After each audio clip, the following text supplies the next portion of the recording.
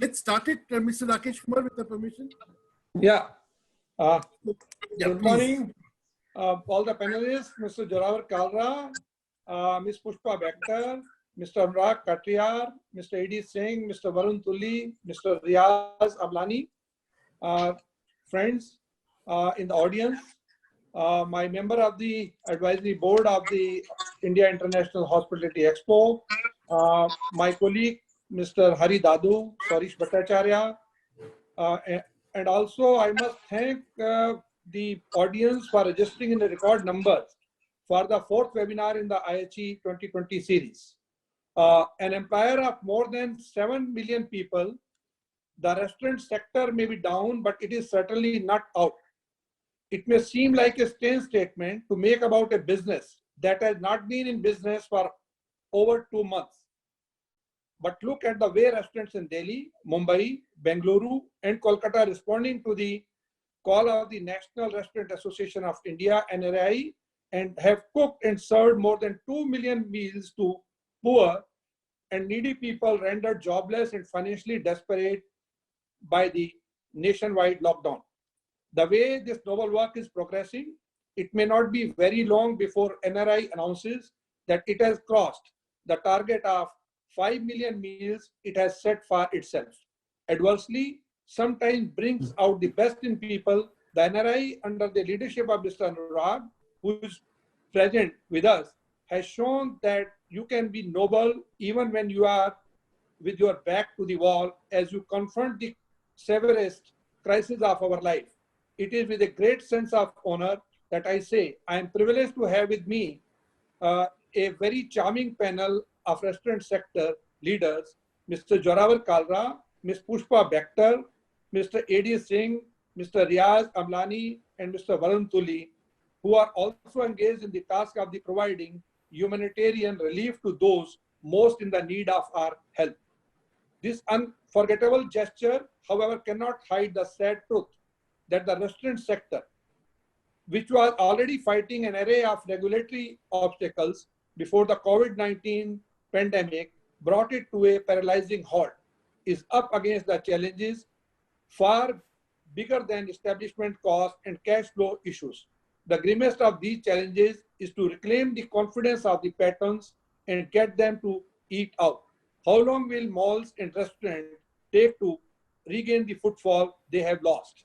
These are all the issues that are going to be discussed today in our panel discussions. We have thus far had 3 instructive and informative webinars, which are being conducted under the banner of the India International Hospitality Expo, IHE 2020, India's largest and most attended B2B hospitality show, organized by the India Expo Mart Limited, Greater Noida. I'm sure the one ahead will be another blockbuster exchange of a new generation of ideas, and it will, I hope, provide the clarity of direction and ideas that the restaurant business so badly needs in its worst hour.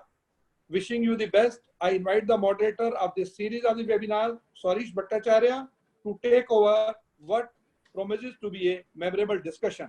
And before that, I would also like to share with you the recent video that I just got from the Delhi, newly formed Delhi Catering Fraternity. And this video is really showing the work that the entire our restaurant sector is doing. Thank you.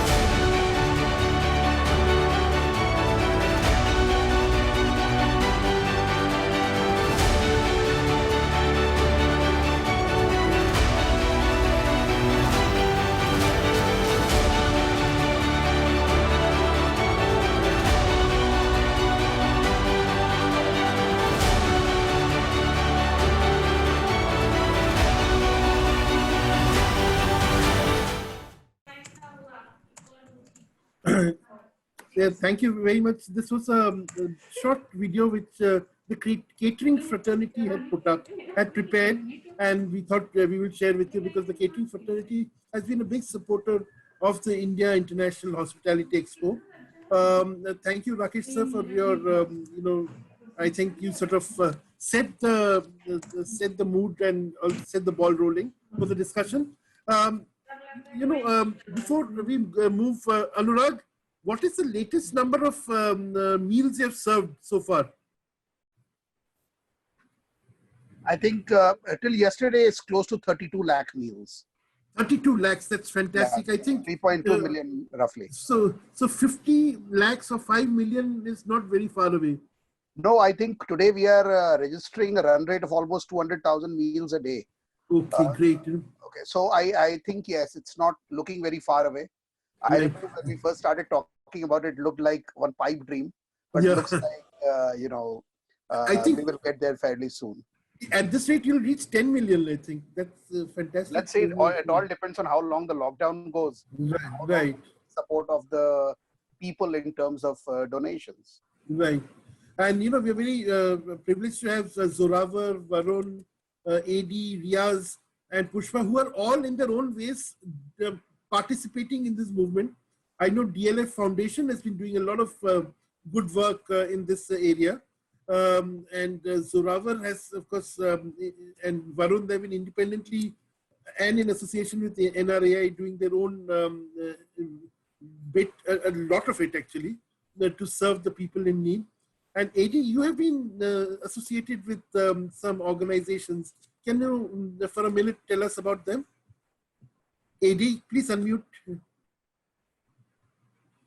Okay. Suresh, so the Olive Group, some years back, we started an initiative called Kitchens Against Hunger, where at some of our restaurants, we put 10 rupees on the bill for every customer and add 10 rupees from our side. And we would give that entire corpus to NGOs which were feeding particularly children. That was our focus. Now, when this has happened under the NRAI's Feed the Needy umbrella, I thought that what I could best try to do was raise funds for NGOs and organizations that are trying to feed the needy. And I've been doing that through all my different groups, social media, etc. And we've been routing the funds directly to an initiative started by our local partner and my nephew in Hyderabad and our local partner in Bangalore called Youth Feed India, which is also fed, just like Anurag said, about 35 lakh meals so far through local NGOs, through local vendors, giving food packages to families.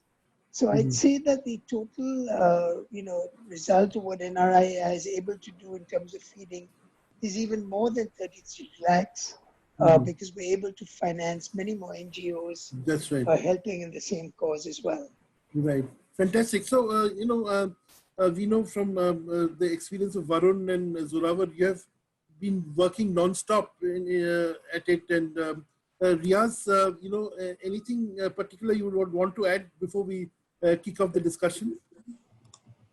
I mean, I must admire the fine job that everybody has been doing in the time of the crisis. I think a big salute. I think, it is a time to come together more than ever before. And I'm just glad that so many people have opened up their hearts and opened up their kitchens and, opened up their wallets and contributed, and for which we are eternally grateful. No one should have to go to sleep hungry. That's right. That's a very, very fine thought to share. So now let's come to the brass tacks, and the biggest question that is challenging all of us, and Zoravar, let's begin with you. How do we get people to come back to restaurants? I see a crisis of confidence today. How does one challenge it post lockdown, post the time when restaurants are allowed to open? Yeah, I think, Suresh, that's, the most pertinent question. That's why a record number of people have actually joined in. A lot of it on our part is going to be based on information that we've got from various authorities, from where we've seen lockdowns end, studying the China model, etc. But let me begin by talking about the industry a little bit. I think all of us here, most of the people that have joined are probably in some way, shape, or form engaged with the industry. The restaurant industry is actually very, very important. We contribute almost 2% to the country's GDP. We're the second largest employer of human capital in India after agriculture. 7.3 million people in just the organized sector. More people are being added continuously. So I think it's a very, very important industry. And what it's facing right now is an existential crisis, a crisis of epic proportions that requires immediate action if a lot of people are to see light at the end of the tunnel. And at this point in time, you're absolutely correct. The biggest focus should be on when the lockdown ends, how do we get people back in restaurants? And I think it's purely going to be based on the perception of safety, on how secure people feel when eating out. You see, in the past 1 month, a lot of people have become master chefs at home. So a lot of people think they've developed some really good cooking skills. I saw a meme the other day where they showed a line. In fact, Riaz forwarded it to me, showing like several thousand people standing in a line, and the headline read, after the lockdown, the list of people applying for MasterChef. So, a lot of people are going to end up cooking at home. Cooking at home might become our biggest competition simply because of the perception of safety, and restaurants will have to work really hard. I mean, at the end of the day, no good meal, no matter how much you love the food of a specific restaurant, are you going to compromise your health over it? So I think there will be an uphill task, or there'll be a lot of effort having to be put in by restaurants. We'll have to do a lot of technical innovations, contactless food being served to the tables, contactless deliveries being introduced, ordering happening through people's own phones, disposable menus for that matter. Social distancing is going to play a very key role in the restaurants. Let's be very clear. If you have a 100 capacity restaurant, there's no way the authorities will allow us to run it at 100 covers, and we don't want to either, because we're very careful about the safety of our employees and our patrons. So you're going to have guidelines restricting the number of people that can walk into the restaurant at any time. You'll have kitchen guidelines where I'm sure social distancing norms will be introduced. So you'll have much fewer chefs in the kitchen to ensure their safety, which is obviously, again, of paramount importance for us. So you might have reduced menus. Naturally, if the number of chefs in the restaurant are less, you'll have smaller menus, you'll have more concise menus. Overall, it'll be a battle of perception. Those restaurants that can create a perception of safety and hygiene through various norms. We, for example, are going to be doing a lot of measures. We've already started training internally within our staff about the post-COVID era tactics they'll have to use in the kitchens and in the front of house offices. We're going to also start perhaps live streaming all our kitchens on the web. So when people want to see what's happening in which kitchen of ours, it's available for them live streamed. That's an interesting point, this live streaming of the kitchens, because I think people, when you talk about contactless service and all, people get very confused. They don't know, they wonder what, are we going to deal with robots or what, Remote control cars. Remote control cars to take food to the table. No, I'm joking. No, obviously the food will have to be delivered to the table. I mean, but it can also be done at distance. Special trolleys can be introduced. The masks can be worn. Masks can be, sanitization at the table. You see, one of the key things is when you do the table turn, the sanitization that you need to do before the next guest occupies that table is going to be critical. So a lot of tech will be used for that. Obviously there are spray guns available, all that kind of stuff to sanitize the environment, but also maybe things like, and I'm this is pure conjecture here, I don't know if this even works, but things like UV, screening machines that can perhaps show where there are any perhaps bacterial spots. So a lot of technical innovation, but I think contactless, and again, I'm talking about the short term. Please be sure that I'm talking about the short term. I would assume this whole pandemic would be taken care of within 12 to 14 to 18 months max. After that, we are all social people, right? Humans are, very social at our DNA level. We love hanging out with people. We love going out, having a nice bar, mingle. That will return after 18 months. But yes, for the first year for sure, or maybe at least the next 6 months. And again, this is pure conjecture here, right? We don't know how soon the vaccines will be created and all of that. But the fear psychosis will take over. And let's be very clear. I'm a restaurateur. Would I jump out on the 4th of March if the lockdown ends to rush to my nearest restaurant? Maybe not. Maybe I won't do that. Maybe I'll first wait to see what kind of, safety and hygiene norms people are undertaking. But one of the key... So, Zonavan, I'll just move to Pushpa, because... she's an aggregator of restaurants in a way, because last count, I think DLF restaurants had 200 restaurants. And, so what Zorawar is talking at, and Pushpa, please unmute yourself. Keep unmuting yourself. What Zorawar is talking about, the various responses he's taking at micro levels, at a level of a restaurant. I mean, even he has a restaurant chain, but, what are the precautions you're taking at the mall level? Because malls have much larger footfalls, and they affect restaurants as much as people walking into restaurants. Right. So yes, these are times where we think out of the box. So as we speak, the way I look at this entire, can I call it the entire episode that's happening to the world currently, I would like to term it as an episode. It is not going to be a permanent feature, first of all. And I think one thing that we need to understand is that we need to be a little bit more resilient and patient. And I'm very confident that consumers will come right back. So when I look at how this thing is going to unveil itself post-lockdown, we're looking at three eras, three developments that happen. One is we'll all have to get used to the new normal. And the new normal is, there'll be a restarting of the new normal when we all, consumers will very gingerly look at going back to their normal life, to work. Please understand, first of all, people have to get used to going to work. And at work also, it's going to be more of a team A, team B approach. So you will have, in places like Cyber Hub, possibly people going there a day. But when they are going to be going to eat on a mission or shop on a mission and be back. They're not around. That's the first thing that we have to see. And we believe, and I've been looking at a lot of our Chinese experiences, what's happening in China post-COVID. What's happening there is that people go to buy luxury or the restaurants, but they're going on a mission. Their target time is not more than half an hour and they're out. So what does it translate for us as mall developers, as people who have restaurants in Cyber Hub? We need to create situations where consumers come in and they have understood that they're being completely sanitized. Every employee is sanitized there. They need to have proof to know that they are sanitized. I think the telling of proof will be giving them confidence. Then slowly there will be a word of mouth that yes, this place seems to be taking more care vis-a-vis the others. So what are we doing in DLF malls? We are preparing a series of mall preparedness, new norms, where we are going to the extent of saying, even if there is a sale in a particular store, we're going to mandate the number of people who will enter that store.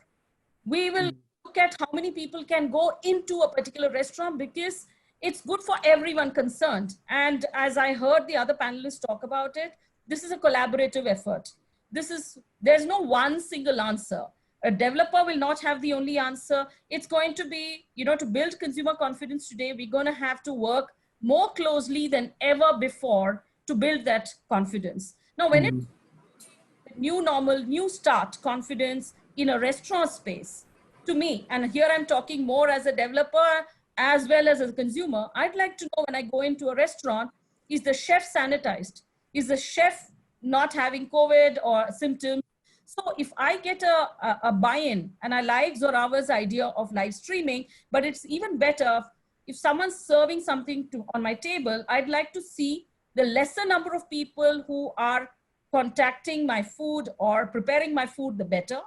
So I'd like to understand as a consumer, who is this person? Is this person having any COVID symptom or not? That gives a little bit of satisfaction, confidence building. And also, I think we as developers, we'll need to go ahead further into creating platforms for all the restaurateurs to get, digitized menus, and everything can be QR coded these days. So if the consumer gets his app on his phone, where he can just order from any of the restaurants here quickly and is able to take an offer of takeaway or dine in and is able to pay immediately through her phone or his phone, which is sanitized, she'll be that much more feeling safe. In fact, Pushpa, I think my menu in Dubai has already developed the software for such an application. Yes. Where people will have to, I mean, the favorite, they download the menus of the favorite restaurants, Yes. and then they can pre-order and just go to the restaurant as a meal. You know? Absolutely. So we are talking to such a technology partner. And hopefully post-COVID, we will actually send out this mail to every restaurateur in our space to say, please, this is a great way. Plus, of course, the social distancing norms, just not inside the restaurant, even externally, we'll have to create the line spaces, ensuring social distancing, the way they're doing in China quite well. And, you know, the first 3 months are going to be crucial. Right. Once this restart, I've divided it into 3 phases, just bear with me. Restart is when I talk about 3 months, where we have to induce consumer confidence. And that is going to be a slow, but a very sure path. After that, there will be something called a new revival. Because by then, restaurateurs, I think, are the most innovative people.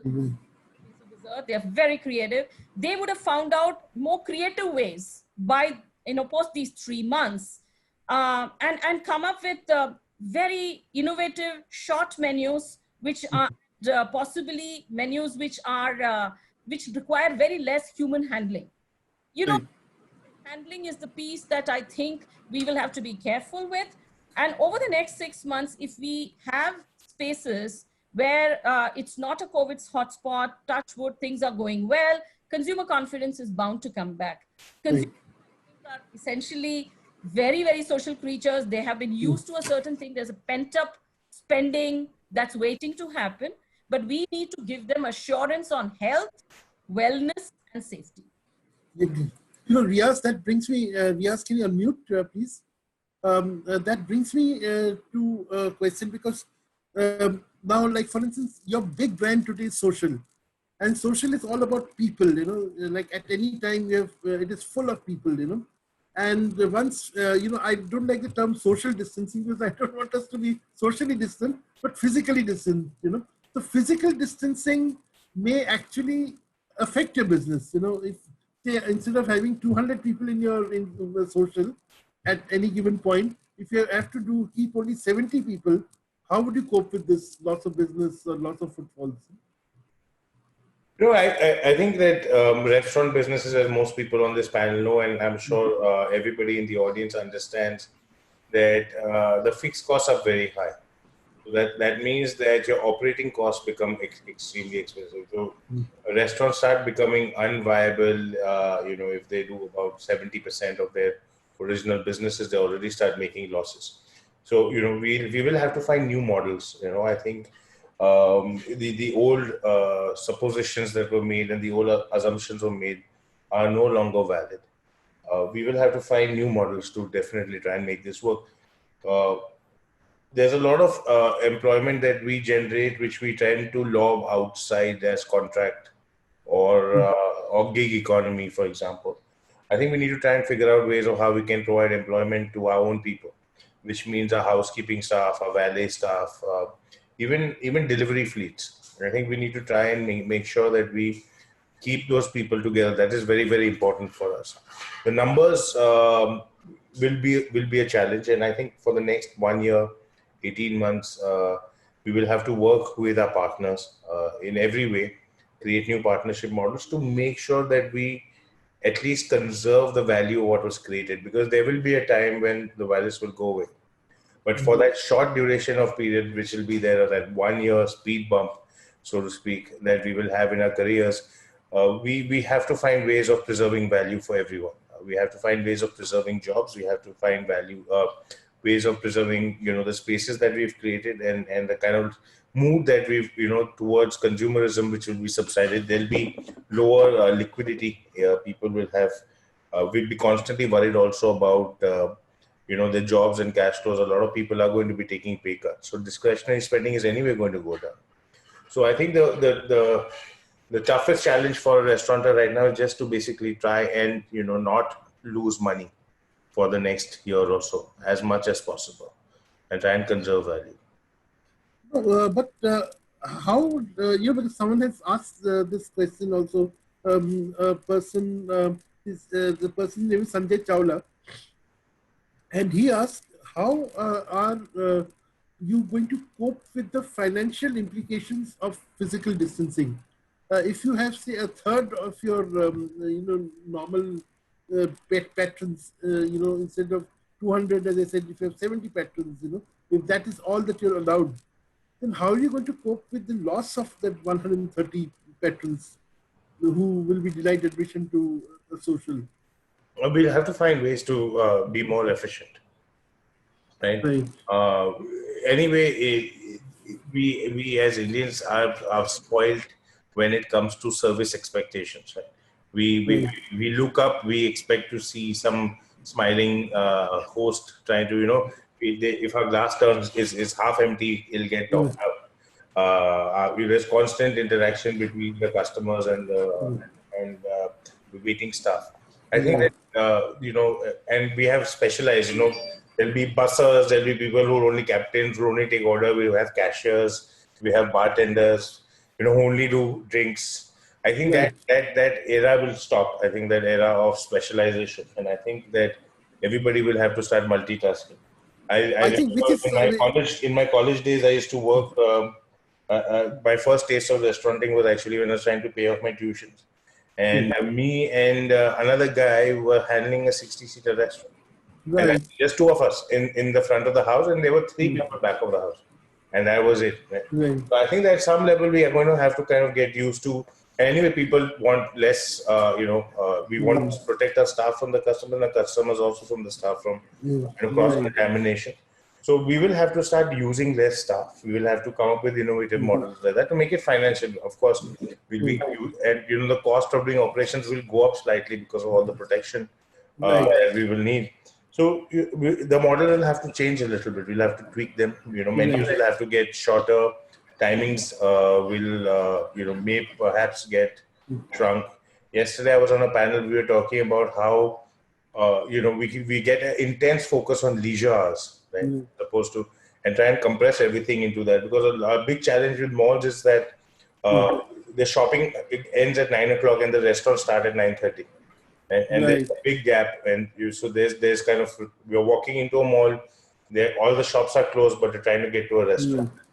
So is there a way of trying to kind of bring that together a little bit more sharper, so that the hours are compressed, we can do better, to be a lot more efficient? I think efficiency will be the name of the game in the future. Yeah, and I think this point, I think there is a case for malls to revise their hours.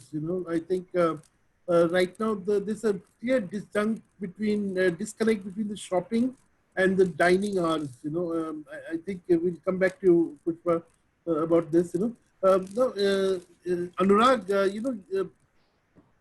have you, as an association, have you done any analysis of the cost it will take to do all the things that Zorawar and Riaz have and Pushpa have maintained, all the kind of physical distancing and sanitary requirements that will have to be implemented? How will that affect the the top line? So say the spendings of the expenditure of restaurants. How will it affect the spending side of a business? So I'll begin by saying that right now, to come up with any concrete solution is very unlikely, because unless we know the complete effect of the problem, unless we diagnose the problem completely, we cannot be giving out solutions. That's why when I hear about contactless dining or this hygiene, that hygiene, it will all depend on so many other unknown variables, Harish. It will depend on how soon is the antidote found for this virus. It will depend on how long will this last. And even after the lockdown is over, how long will be that invisible fear of corona in the air last in the minds of people? So I think it is very premature to say that these are the concrete steps to be taken. Having said that, there are a few things which are very, very clear now. One thing is, there will be the main messaging from restaurants to the consumers will move from product to hygiene and safety. That's a given. And number two, I think while we are talking about how to grow the business, I think it will be very important for every stakeholder in the F&B business, food service business, to come together for a singular purpose of saving the industry. And I don't want to sound like a doomsday predictor, but this is the reality. If we don't come together and all the relationships between everyone in the ecosystem, whether it is restaurant and its customers, restaurant and its staff, restaurant and the landlords, restaurant and the aggregators, restaurant and everyone, if that is not realigned, you will not be able to save the industry. So I think what we will need to agree upon is that this industry, and in the interim, we all need to come together to make sure it lasts, it remains. And this has to be a collective effort. And as I said, as things unfold, we will know what exactly can be done to instill that confidence in the consumers. Today, we can talk about anything, Sarish. We can talk about, this contactless dining or a robot coming in or any, for matter, any. The only concrete thing that I can hear is what Riaz was talking about. That is about you need to reduce your fixed operating expense and convert some of them further into variable. That's the only way you will be able to sustain yourself. And that's all I would like to say at this stage. Because it's very premature to say this is the concrete solution. No, Suresh, if I may add to that. Yeah, actually I was coming to you, Odie. Please continue. Yeah. Suresh, so far as, of course, as Anurag's pointed out, there's so much uncertainty about what's going to happen. But all of us, of course, have to plan for how can we best meet it. So what our company is doing, we're going through all of our restaurants' P&Ls, trying to figure out what would be the likely sales once we resume, once phase one is over. We are pretty much ruling out all bar nights, all crowded Friday, Saturday nights, all parties, corporate bookings, etc. And then of the balance a la carte sales, we're taking a percentage. For now, I'm looking at about 65% of sale. I know that's high. And then adjusting it up and down depending on where we feel strengths or weaknesses. And based on that sales, we're then thinking, okay, in terms of rent, for example, with people like DLF, etc., what's the best way that we can all collaborate together to last for a long time? And the NRII, we're discussing that question a lot, and our group is discussing that. I'm sure the malls are discussing that as well. And we all have to find a solution that'll work for everybody long term. And then, of course, we're looking at the biggest, the elephant in the room, which is the HR cost that we all have. We've all built up our teams. We are very loyal to them as they are to us. They're the backbones of our companies. But how do we go forward?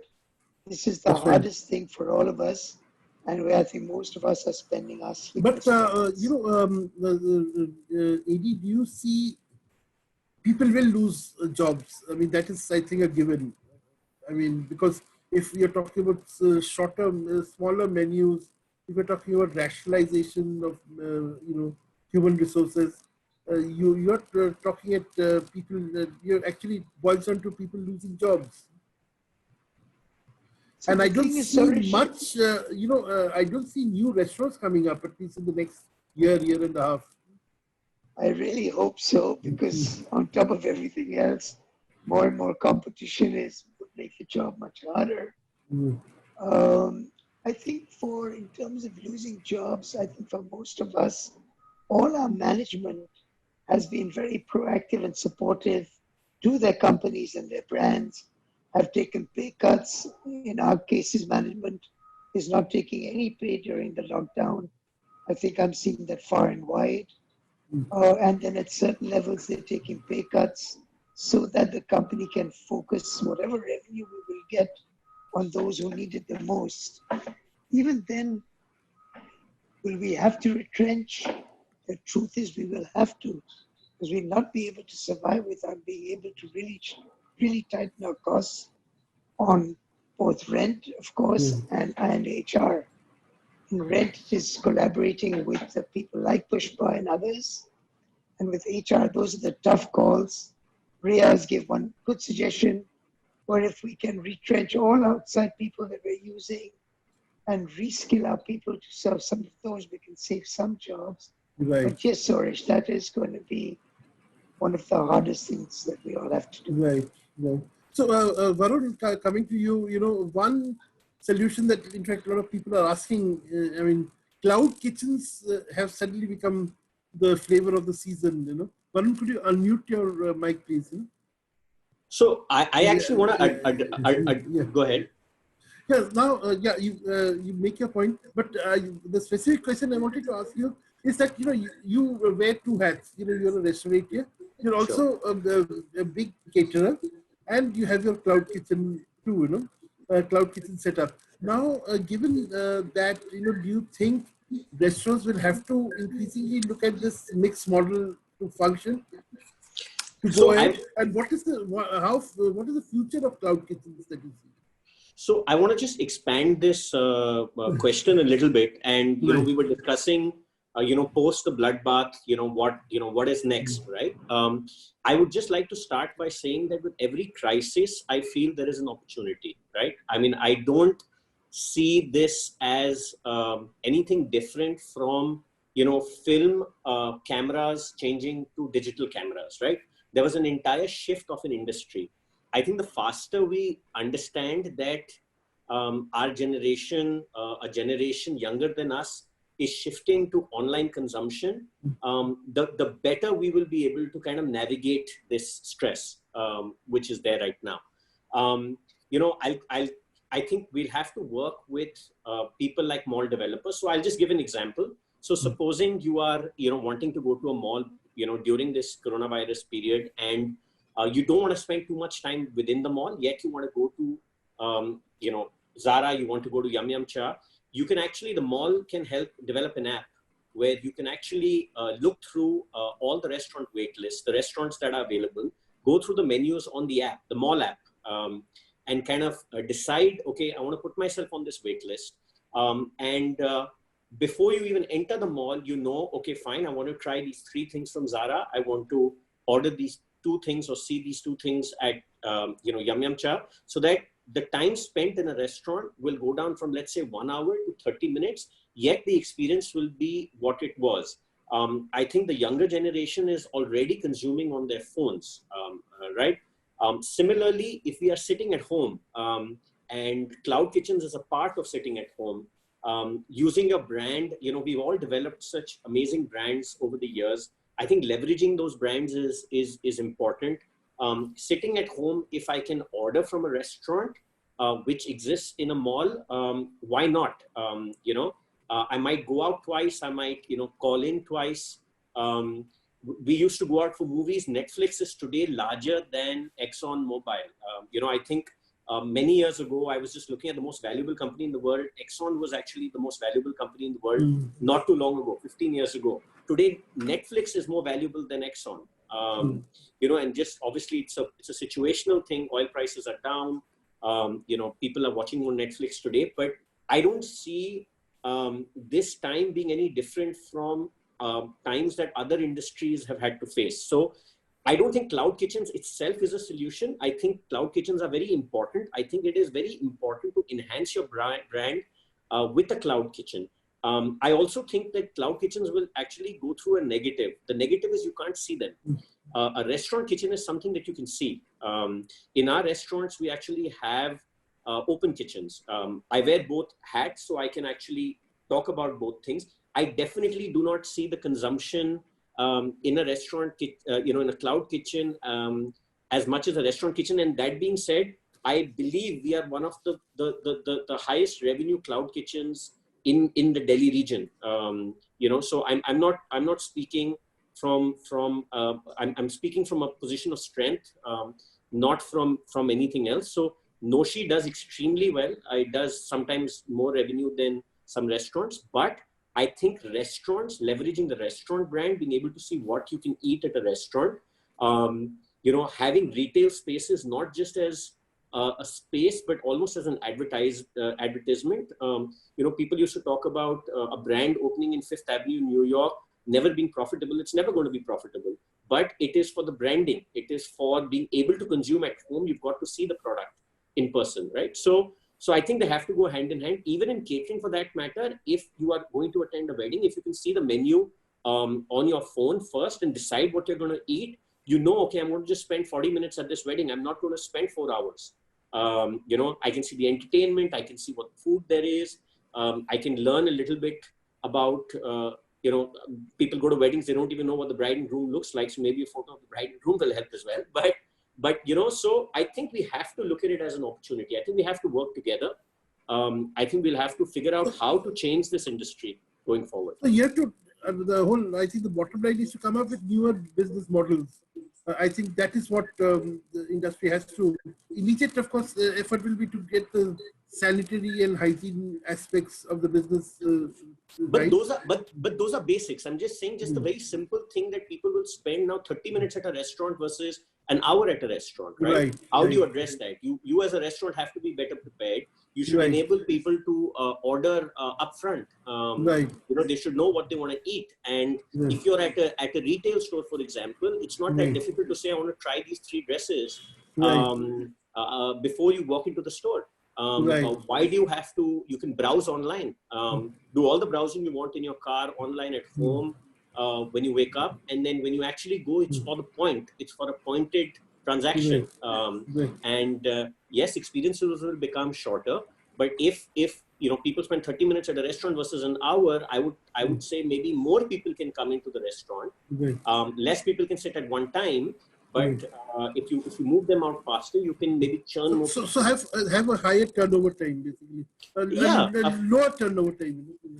Or higher. No, higher. It would be a higher turnover time. Lesser time spent at restaurants. But the end product and result is the same thing.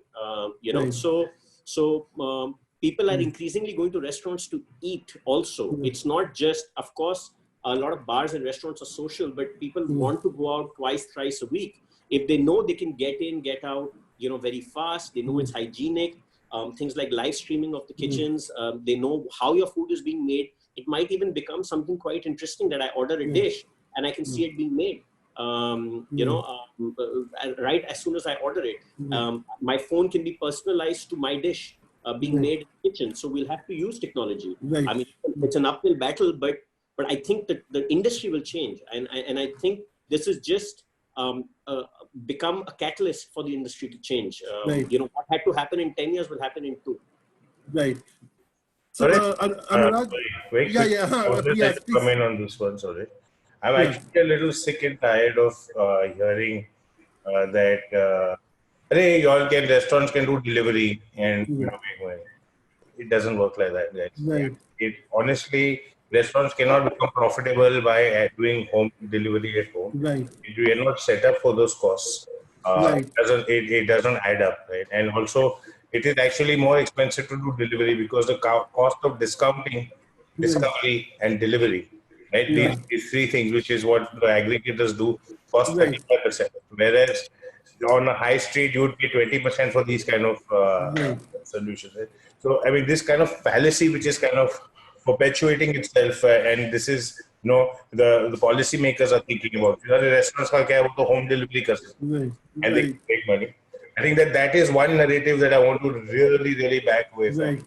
And listen, I think this is a very important point you're making. Yeah, delivery is a kitchen replacement. It is not a social replacement. And you are actually going to delivery because you want to eat food at home and you're fed up of home food and you want to spice that up. You're getting a kitchen, so that is what being. But the social aspect of the restaurant, let's not forget. I mean, you know, there are QSRs and, you know, brands like Varun which do phenomenal turnover, and people go there with the express intention of eating. But there are also people who just don't want to go in and out. They want to linger for their meals. They want to enjoy the conversation. Right? So, I mean, we have to think about what's going to happen to that kind of consumer, which is not just going there for the food, but also going for the social. And delivery is not a magic bullet. That's all I want. Yeah, I agree. And Suresh, I want to add to this point. You know, if you look at the math, firstly, I completely agree with Riaz that delivery is no way going to mitigate or counter the loss of sales.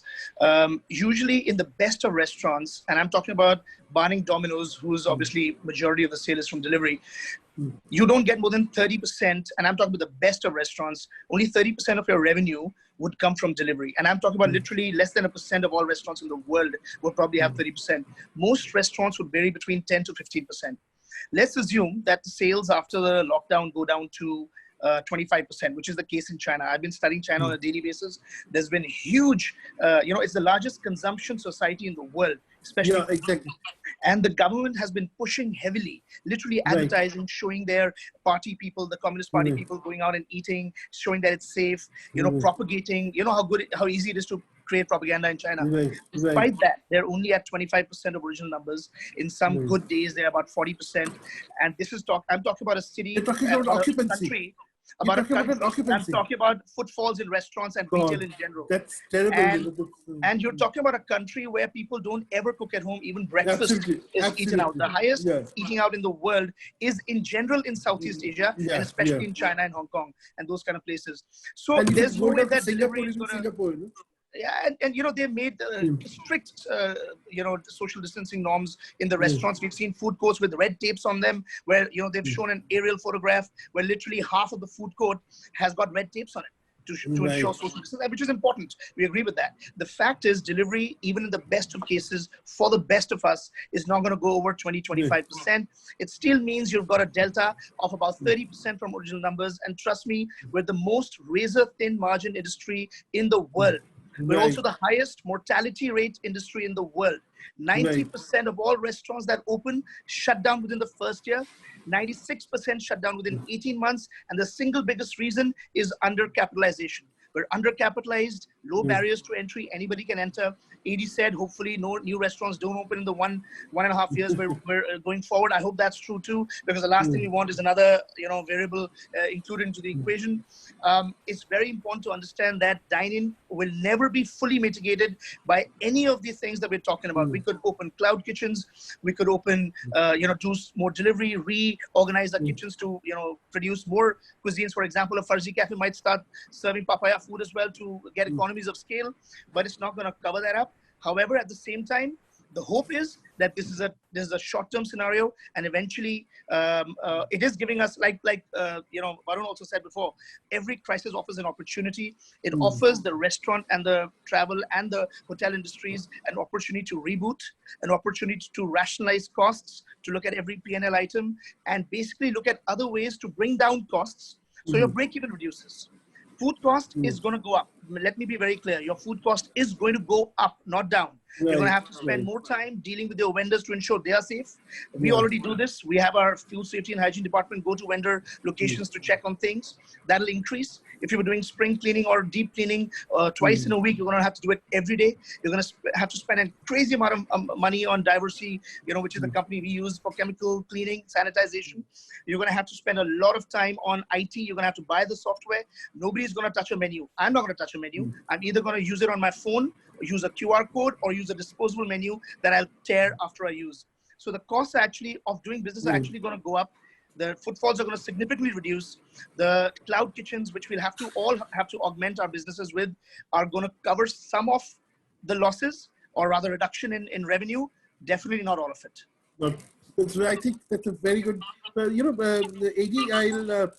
I'll come to you because I think one issue that is still not addressed is fine dining. Do you think this new market scenario will lead to the end of fine dining, or will it create opportunities for fine dining? Because fine dining anyway follows physical distancing norms, menu anyway is limited, Do you think it's possible? So, Suresh, we are hoping, and I think as Riaz was saying, in the end, man is a social beast. We'd like to go out, we like to mix, we like the experience is important. And especially to the customers of brands like Olive, like Indian Accent or Masala Library, places where the experience is really special. I think the value of that will continue to be there for people. And as the scale wears down, I think the percentages there can be higher than in more, mass I think, markets. I get the feeling that there may be a case for more fine dining restaurants opening in this scenario of physical distancing. Do you think it's a viable proposition, or like, what do you think about the Well, so future of the fine issue, dining? Suresh, is that I think, as everybody's been saying, people spending power will be reduced. And as Rawa said right now, with all our costs going up and up, the fine dining restaurants, or what we mainly have are casual fine dining restaurants, I think we'll find it hard to even maintain the prices that we did before. Right, right, With social distancing and costs going up, that's very tough. right. And I think with people, even those who want experiences, will they be able to spend? I'm sure many will, but the numbers will drop. The question is, how far will they drop it? Right. Can we live through that? That's Right. what we got to see. So Anurag, that brings us, because you're the industry spokesperson, and so what kind of drops in numbers you see? How many restaurants do you see going out of business? I think right now everybody's shut. Once the government announces the the lockdown getting over, we'll know how many have survived this. But very importantly will be to see how many survive for a few months after that. Because as every panelist is saying, let's not beat around the bush. I mean, the business volumes are going to be much lower than what anybody has ever seen. People are giving examples of China. China is probably trading at 30%, despite the fact that Chinese eat out 28 times in a month. Indians eat out 4 times. So I think one thing is very, very clear, that the business is going to be very tough. Now, the only way to manage that is to bring down your costs and have some ability to fund losses in the immediate term. Now, for both these things, I mean, you cannot be beating around the bush. You need to bring down all your fixed operating expenses. We restaurateurs will have to look at the number of people that we employ, the way they are utilized, the hours that are used, and make sure that comes down. Every landlord will have to look at moving to a more sustainable variable model. There is no other way out. We will have to look at controlling our fixed expenses on utilities. I know it is very difficult. It's easier said than done. Whether there is 30% chance occupancy or 100%, you still need to keep your ACs on. I understand all that, but this is really, I'm talking of brass tacks. If we don't address these issues, then everything else is very ornamental, very, what I call very theoretical things to say. We need to look at the immediate problem, and the immediate problem is survival. And for survival, the immediate issue is to bring down your fixed operating costs, because there is no way you can really direct the level of the business today. You cannot up the business. Is NRA working on some, are we creating protocols, or are we creating advisories on survival strategies? Yes, we have had discussions on both these key issues, and there have been some actions on it. It's still work in progress. But eventually, as I said, these are the definite yeses that we know that we need to do. But as the things unfold, we will know what else needs to be done to eke out a survival out of this situation. I think, it's great to have, I mean, as much as, I may be sounding like a person who is talking about everything that is negative about it. Let me also tell you, I very strongly believe, like people talk about fear of unknown. I think I'm somebody who feeds on unknown hope. I know nothing seems logically correct right now for us as an industry, but I still live in that hope. And that hope is the biggest weapon we have right now, other than those moves, which are what I call practical business moves, to sustain ourselves. And we will do everything that we can do to advise our members on what are the best practices right now. One thing is certain, if the businesses go down, so will the jobs, and that's a reality again. And if businesses don't survive, jobs will not survive. Yeah, sorry. Pushpa, you've been hearing everyone, and what? Again, I come back to an original question of mine. You can control. Can you control crowds at a mall? There will be, of course, people. After say 2 months or 3 months, like even after lockdown, malls, restaurants, and hotels will remain shut for at least another month. After say, so we are talking about people coming after 2 months or 3 months. basically enjoy, do you think, you'll be able to control these crowds from coming in? Yes, I think that's a very good question, sorry. We're actually working on, I believe there will be a patent, sort of people have been strapped in indoors and they will want to come out. So it's important for malls to lay out norms of who can come in, how will the screening happen, and how can be entered into the common areas of a mall at any given point. We want to be doing that very, very stringently and diligently. In fact, I'm looking at coming up with an app solution for this, where we kind of tie in with the Arogya Setu of government's Arogya Setu, and tie in the app through our social media handles to know that this person is self-declared, there's no COVID positivity in the near, history, and hence the person is able to enter and they're screened. Also remember, in malls, we have to do something very diametrically opposite to what we've been doing. No longer can we frisk people. The physical is no longer going to be possible. So we can norms, newer app-based frisking, which will ensure that it is secure as the traditional secure and safe as the new safe. Both these things are important.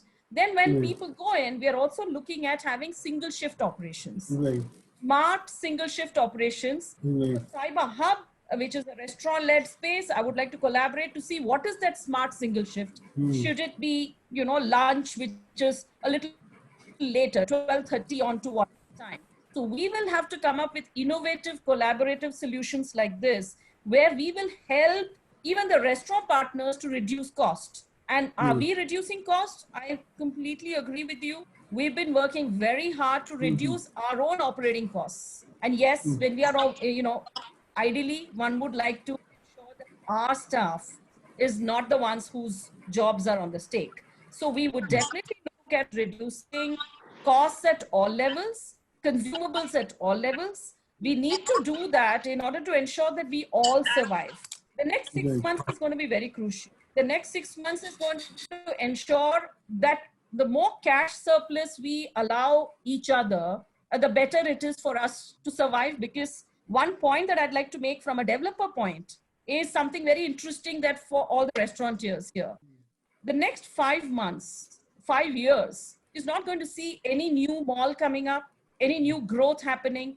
People who have already set up the malls are the ones that are going to be there. So what will happen in reality is, post 1 year of this whole, till the vaccine is formed or the consumer confidence is fully in place, the good operators, and I mean here the great brands, will have a great opportunity to have spaces in very, very premium locations around the country, because there's going to be nothing new that will come up for the next 5 years.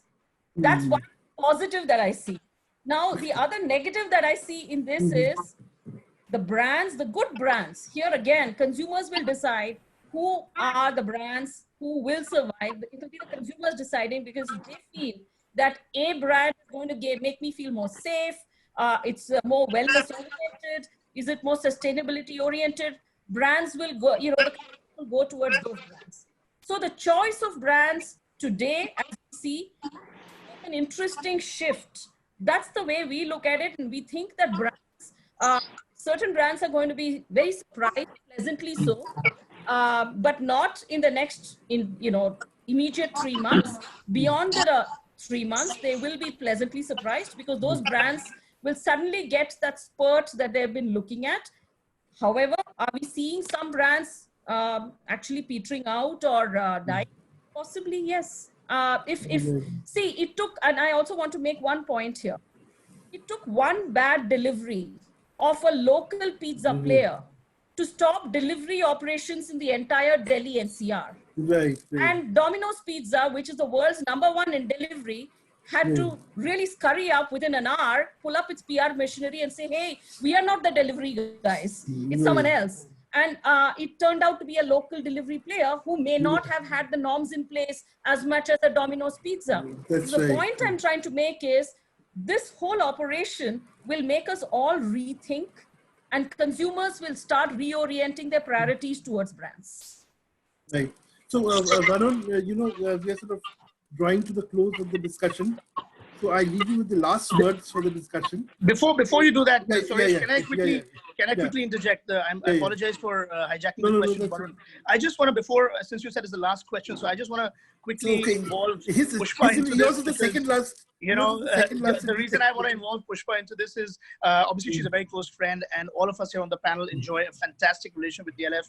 They've always been very forthcoming and helpful. However, what we read, like I said earlier, the industry is facing an existential crisis. We're facing a crisis where a lot of us people, if we don't get immediate support, will not see the end of the road. I mean, there won't be any light at the end of the tunnel. The casualties created by bankruptcies in the restaurant industry could far outweigh even the casualties by the virus itself. So there is a real big problem here. So my question, I guess, to developers like Pushpa is, and I don't want to put her on the spot at all, are you guys willing to, during the period of this extreme stress, come up with a variable rental model to support the businesses in a way that we are at least able to, pass the storm?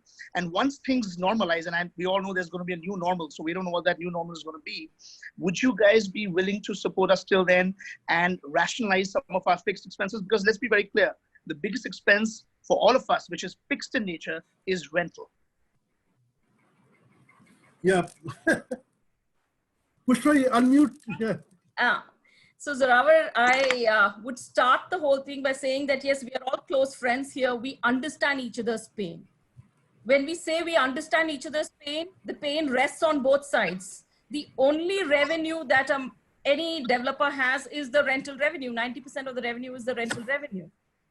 Having said that, we also have issues of, bank EMIs to pay as much as you have. We have issues of, the employees who are with us for so many years, over 15 years now. Having said all that, is it a time for us to collaborate more? The answer is yes. Is it a time to have a reasonable approach in the interim period of the next 3 to 6 months? The answer is yes. Is there one single solution or formula that will define it? The answer is no. Actually have to be defined in a very nuanced fashion to understand each of my properties are going to behave differently. Each of the developers' properties will behave differently. That's a reality. So I think it's what I would like to say is that we would like to ensure that the costs that we give towards you or anyone and ourselves would be it will be controlled. It will be subsidized. We will have to come up with a reasonable solution which will help both parties survive in the period of the next 3 to 6 months till consumer confidence is back. Surely, that's how we also look at it. But it cannot be one size fits all. We are all clear about that. No, thanks for being forthcoming on that. I want to just add one more thing. I think a lot of these malls and places like Cyber Hub started the business models by, let's say, charging a particular rent, or the business plan was made on a particular rent of, let's say, 100 rupees per square foot. I think majority of the players are on revenue share. When the going was good, the developers made tons and tons of money. I mean, if if the business plan was on 100 rupees, at times, you were earning 300 or 400 rupees per square foot as well. Now it's the opposite of that. Nobody anticipated this. So I think one of the things that is very, very important is that, all the brands have also invested very heavily in fit outs. The brands have invested very heavily in these times. And, if the brands have to be around for the next 5 years or 7 years and stay with developers and their projects, I think you need to appreciate the times that were good, the monies that were earned in the good times, and kind of help us reverse that in the next 6 months, 12 months, 18 months, however long it takes for it to revive. And, you rightfully said that it's a partnership with brands and developers, but it's very, very important to give the industry as a whole some kind of assurance. I understand that one size may not fit all, but some kind of a overall strategy for the entire business to stay alive is very, very important. I think that, if you could make it work at 100 rupees per square foot, you can go back to that level for a few months. I think over the last few years, the revenues have been far in excess of the business plan. And I think it's time to reverse that for an interim period. So I think, Varun, that discussion cannot happen over this large forum. Sure. However, I think one thing I can tell you is that we as developers have always stood for partnership. We've always stood for a win-win strategy, and we will come up with that solution. We enjoy a great partnership with you, and we believe that we'll be able to strike some kind of a collaborative approach to tide over the situation. But having said that, we also know that the consumer confidence for superiorly run properties and well-run brands will define the future. If the brands are well-run and they have got that metal, it will define the future. So will there be some collateral damages? Unfortunately, maybe. However, I can tell you that the good developments and the good brands will actually find the going a little better, possibly post the tidying. So all I can tell you is that from a DLF standpoint, we stand for collaboration, we stand for partnership. Great. I think Swarish, before you take up the question, I think the rest of it should be offline, right? Yes, please. Swarish, Swarish, I think one of the main takeaway of the entire panelist discussion is the best practices for hygiene and safety. That is very important for all the restaurants in due course. But I think what is the most important issue, that if different SOPs or different strategies are taken for the safety standard, that would definitely will not bring that much of the confidence to the visitors. So in my opinion, there should be a common compliance code of the safety and procedure. So there should be a proper standard to be developed. And I would like to share with all the panelists, and particularly with Anurag-ji, and also would like to invite him in NRI, that India International Hospitality Expo and India Exposition Mart Limited has started working on the common compliance code for the hospitality sector, particularly on the safety and hygiene standard. So I request all the panelists later on, we will discuss on this subject, and also would like to invite them in the technical committee of those standards, so that the standard can be adopted on a national level. And as the China is giving the confidence as a government, as a industry bodies, we have to give confidence to the consumers through advertisement, publicity, and other support, that restaurants are now adopting the best hygiene procedures and best safety measures. Thank you. I think that's a very good move. We have to work towards a common compliance mode. In fact, yesterday I was seeing something which a lot of you have heard about Wynn. It's at Las Vegas, big casino hospitality chain. And Wynn Hospitality has come out with a 24-page document on health and other compliances post COVID era. So people are really working hard, and I'm sure all of you are doing that. I think that's one positive thing. Anurag, you had something to say. So, I have one small thing to say. Okay, yeah. I would like to say this, that tough times, I read this somewhere because we all have the time to read up a little bit. Tough times doesn't define us. Tough times define us. And that's the model that I'm telling everyone. Tough times don't define us. Yeah. They don't define us. They have an opportunity to refine us. Right, and refine that's us. the adage that one needs to take internally. Refine ourselves, refine our business models. Very good. I just Anurag? wanted to say a couple of things here, Suresh, before we go. To Pushpa, when she says that we are happy to collaborate, let me assure you on behalf of NRAI that we are happy to talk as well. And second point is, while you say the good brands may do very well in the future, I think to tide over the immediate crisis and to remain alive is more important. And lastly, to everyone, while we will talk as NRAI to the developers, please join NRAI if you want to be heard. That's all I want to say. Excellent. So, Anurag, you get to make your pitch now. Thank you. And I think we all, in fact, I'm going to join NRAI too. I don't own a restaurant, but I think I should be a member of the. You'll be honorary member. You'll be honorary member. Great, thank you. We will invite you there. Thank you so much. Thank you so much. Okay. We have Mr. Hari Dadu. A lot of you must be knowing because a lot of you must be sourcing crockery from him. Mr. Hari Dadu is also one of the leading lights of India International Hospitality Expo. Mr. Dadu, आपके कुछ शब्दों के साथ हम खत्म करते हैं आज की कार्रवाई. धन्यवाद सुरेश जी. साथियों, मैं दादू सिरेमिक से एवं फेयर प्रेसिडेंट IHE हरी दादू बोल रहा हूँ. आप सभी का इस पैनल में आने का मैं बहुत बहुत स्वागत करता हूँ और जितने भी हमारे मेंबर्स, एनालिस्ट और जो साथी इस वेबिनार में उपस्थित हैं, सबका बहुत धन्यवाद करता हूँ. मैं आपको कहना चाहता हूँ कि जो हम ये वेबिनार सीरीज हमारे जो एक्सपो मार्ट है उसके थ्रू IHE कर रहे हैं, ये बहुत ही सक्सेसफुली रहा है और एंटायर इंडस्ट्री से बहुत अच्छा रिस्पांस आ रहा है. मेरा आप सभी से आग्रह है कि यदि कोई भी सब्जेक्ट या कोई भी सजेशन आपका हो तो आप हमें अवश्य बताएं ताकि उस सब्जेक्ट पर हम आगे काम कर सकें. देखिए, कोरोना से जो समस्याएं आई हैं सबको पता है, समस्याएं अभी धीरे धीरे बढ़ रही हैं. इसका कहाँ अंत होगा हमको नहीं मालूम, लेकिन जैसा कि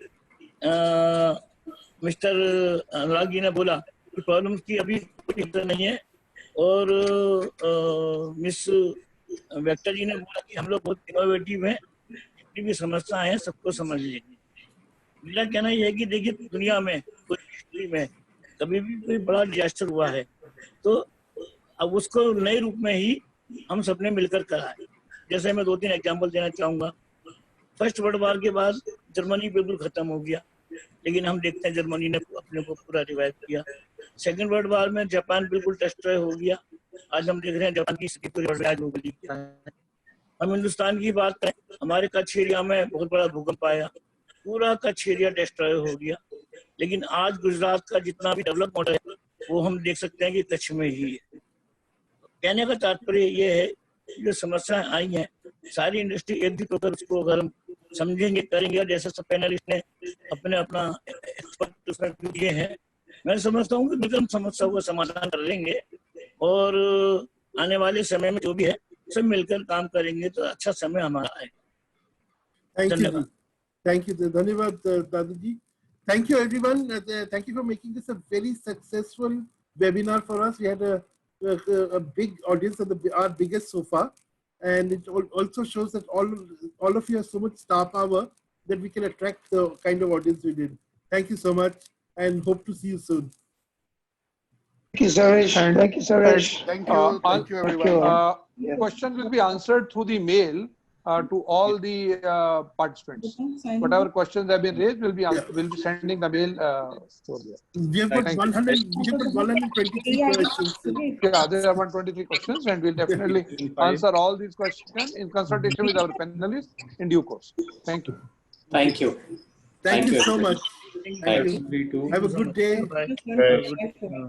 Thank you, gentlemen, and Pushpa.